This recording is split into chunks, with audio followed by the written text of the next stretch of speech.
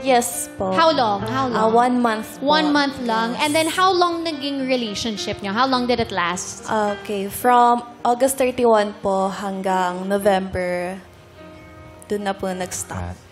Oh, so it didn't last a year. Hindi po. Ay, bakit naman? 3 Parang months? sayang naman. Oh, 3 months, lang kayo. August hanggang November. Why so short? Bilang parang ang saya nun eh. Usually yung mga nagsistart as friends. Diba parang naglalas yung relationship? Kasi merong na kayong ano eh. Parang may base, core relationship na kayo as a friend. May ano? Parang base and core relationship na kayo as friends eh. Parang, Medyo band na oo konti. eh. Anong nangyari? Kinanta niya talaga. Kinakanta yung tanong. Wala pala. Ano nangyari? Ano po, nung time po na nagkalabuan po kami, parang nagiging dry na po yung conversation namin sa isa't isa. Naging dry. Opo, siya po nagbago po siya sa akin. Dati po kasi sweet siya palagi sa akin. Nag-good morning. Good Morning, gano'n. Nasanay po ko sa loob ng 1 month to 2 months, parang ganun siya sa akin. Sobrang care niya palagi. Gano'n. Ano yung pinaka-sweet niyang ginawa sa'yo? Lagi po kasi siya gumagawa ng letter kapag mansari namin.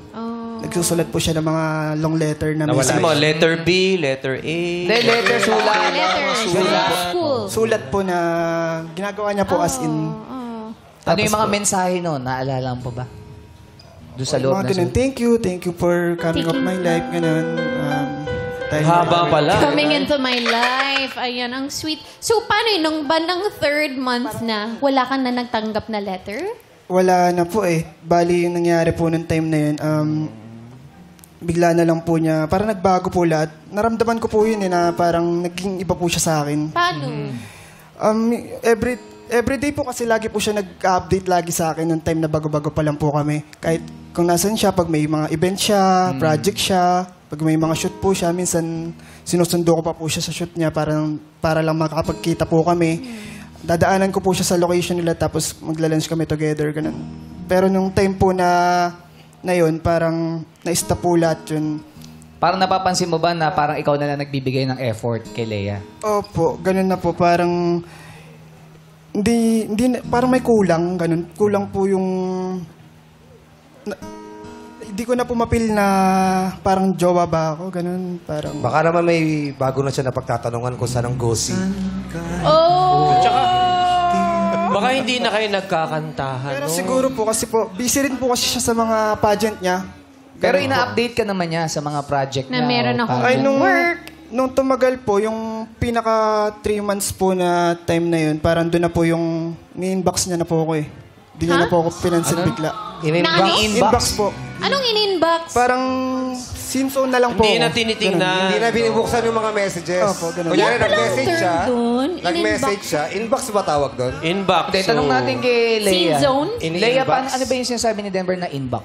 Ayun po yung hindi na po sinisin man lang yung message. Hinahayaan lang po Hindi sa sinisin. inbox. So, I mean, lahat ng mga text messages niya, doon pumapasok? Parang Yes, ganun? tapos Oh. hindi ko po binabasa. Why? Bakit, Lea? What Unread. happened? Ang tawag doon eh, unread ano. Oh, yes po, Unread. unread po. Ay, hindi unblue? Why? Ha?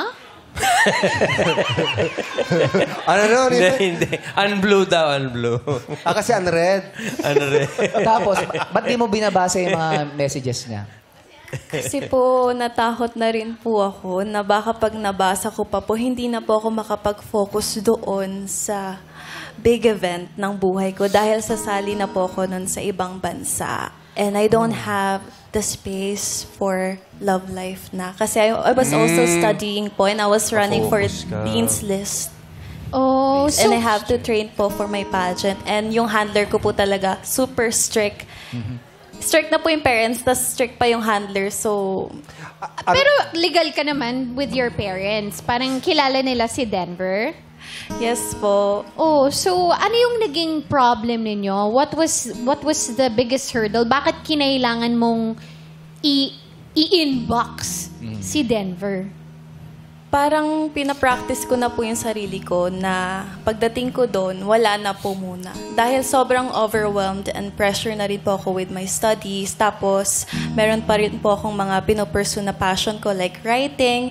And parang nahiya na rin po ako. Parang everyday po siya nagme-message. Tapos matumal po yung sagot ko, parang nandun na po yung hiya na, alam, magre-reply ako, teka lang, ano kaya? Hanggang sa napagalitan po ako ng handler ko dahil bakit daw ako tingin na tingin sa phone ko kasi nilolong press ko po nun. Bakit di mo nalang tinapat si Denver na magiging busy ka sa ganitong darating na event o pageant? Kasi po, ang naging foundation po talaga ng relationship namin is we empower each other, we encourage each other. Ako po personally, I really want Denver to win in life kasi breadwinner po siya. I really want him to be successful. So for my part po talaga, nahirapan akong tapatin siya dahil alam ko rin yung love niya for me. And naunahan po ko ng fear. Mas sa tingin mo ba kung sakaling sinabi mo kay Denver, hindi ka niya maintindihan dahil pares naman kayo ng ginagawa? Feeling ko po may intindihan niya ako pero magugulat po siya. Kasi hindi niya po talaga alam. Kasi handpicked po ko to be Miss Philippines. So biglaan po siya talaga.